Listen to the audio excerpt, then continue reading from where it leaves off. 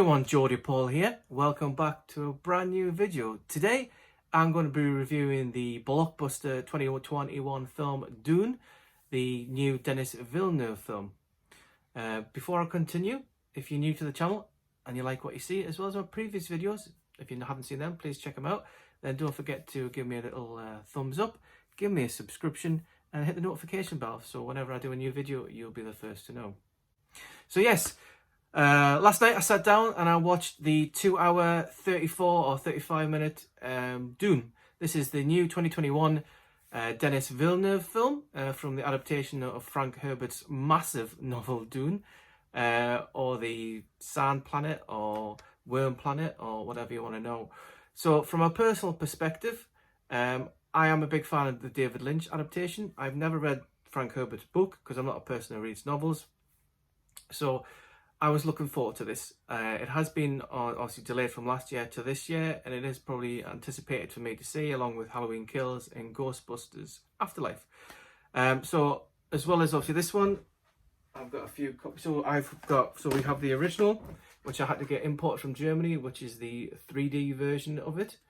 And then I also have in my possession the Arrow release of the 1986 Steelbook Dune. And on top of that, I have the TV movie of Dune as well.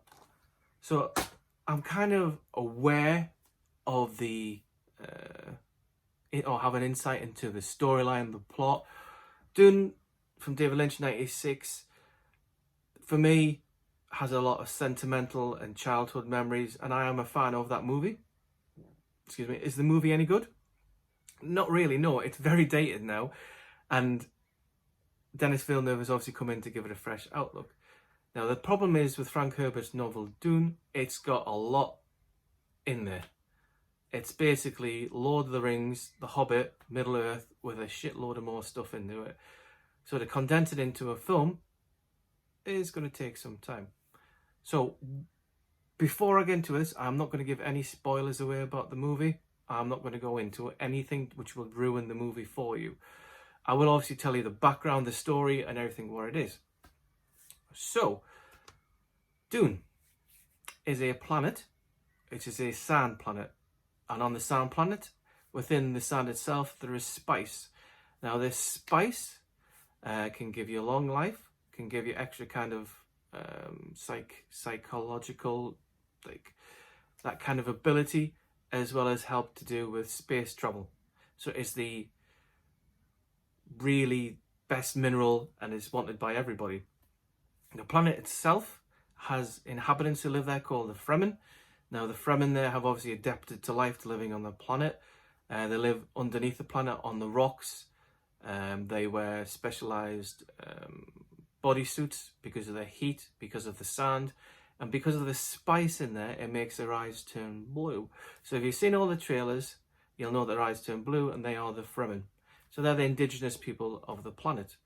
Now, on the planet itself, as I said earlier on, there is the spice. Now, the spice is harvested by spice machines, but these spice machines are obviously in danger because the planet itself has massive sandworms, which they travel a bit like Tremors, the movie Tremors. They travel around on the sound of it. So if they see something moving, they'll come up, they'll destroy it.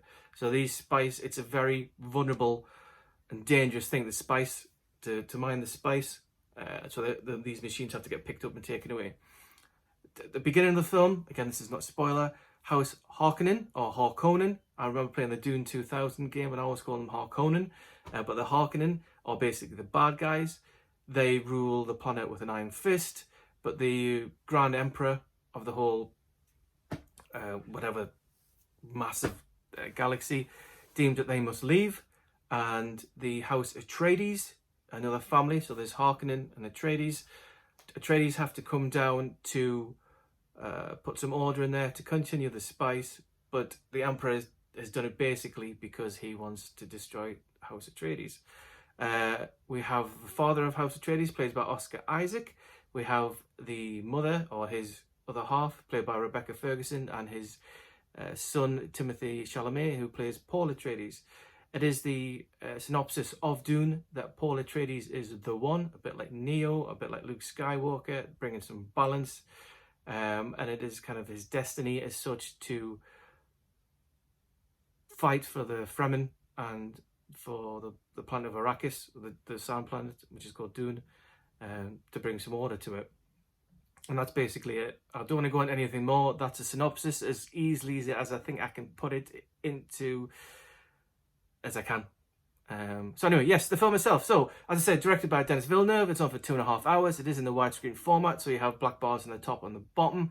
It has a score by Hans Zimmer, who wanted to do this, so he had to turn down his mate Christopher Nolan's Tenet movie, so he could do the score for this.